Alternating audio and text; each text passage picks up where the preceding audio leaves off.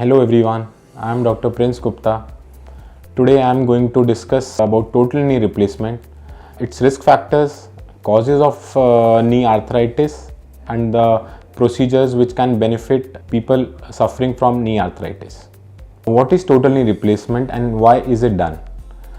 So this I am going to explain you on a knee model. This is a normal knee model which young people have. Like this is a femur bone, this is tibia bone. The ends of both the bones are covered with a layer of cartilage. Here you can see it is very smooth and it glides easily in young age. Gradually, when it becomes degenerative, the cartilage cracks down by wear and tear of cartilage. Cartilaginous portion gets rough, which causes pain while walking.